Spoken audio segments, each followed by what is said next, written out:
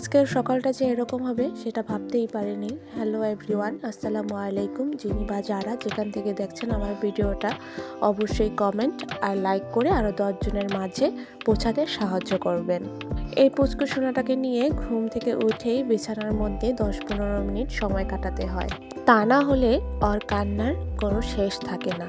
ওর সাথে কথা বলতে হয়, খুনসুটি করতে হয়, ও কোনো কোশ্চেন করলে সেটার অ্যান্সার দিতে হয়। আর এভাবেই প্রতিটা সকাল আমার কাটে। অনেক সময় বিরক্ত বোধ করি, আবার নিজেই নিজেকে সান্ত্বনা দেই এই বলে যে আমার পুচকু সোনারা যদি না থাকতো তাহলে আমার প্রতিদিনের সকালটা কিভাবে দুইটা মেয়ে একটু অসুস্থ ভাব। এই সময় নাকি দাদি মায়ের কাছ থেকে শুনেছি ডেঙ্গিরও জ্বর আসে, আর সেখান থেকে আমরাই বা বাদ পড়ব কিভাবে। এই ভিডিও ক্লিপটা স্কুল থেকে নেওয়া হয়েছে। স্কুলে যাওয়ার পর আমার পুচকু সোনাটার দুষ্টামির কোনো শেষ থাকে না। ও যত খুশি দুষ্টামি করে নেয়, কারণ বাসাতে তো অত দুষ্টামি করতে পারে না, কারণ সারাক্ষণ রুমের বা ঘরের ভিতরেই থাকে, বের হয় না। স্কুলে যখন যায় সেখানে দুষ্টামিতে আমিও না করি না।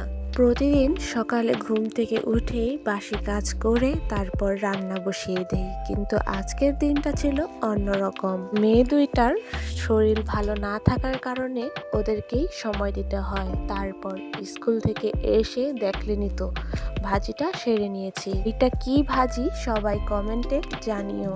তোমরা কি এই ভাজি খেয়েছো বা খেতে পছন্দ করো কিনা সেটা জানিয়ে দিও। অবশ্যই লাইক করতে কোনো কৃপণতা করবে না, তোমাদের একটা লাইকে আরো 10 জনের কাছে পৌঁছে যাবে। আর সবাই তো জানো এই প্ল্যাটফর্মে একা সফল হওয়া কোনোভাবেই সম্ভব না। তুমি আমাকে সাহায্য করবে, আমি তোমাকে সাহায্য করব, এভাবেই সবার স্বপ্ন পূরণ হোক। মেয়ে চিংড়ি ভুনা খাবে, তাই স্কুল থেকে এসে তড়িঘড়ি করে চিংড়ি ভুনাটা সেরে নিলাম। আর এই মাছটা আমার মেয়ের খুবই পছন্দ, ও খুব ভালোবাসে এই মাছটা খেতে।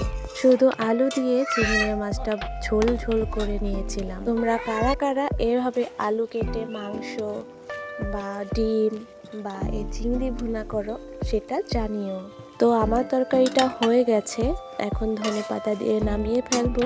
আজকে এতটুকুই। তোমরা সবাই পাশে থেকো, ভিডিওটা সম্পূর্ণ দেখে একটা কমেন্ট, একটা লাইক আর চ্যানেলটা সাবস্ক্রাইব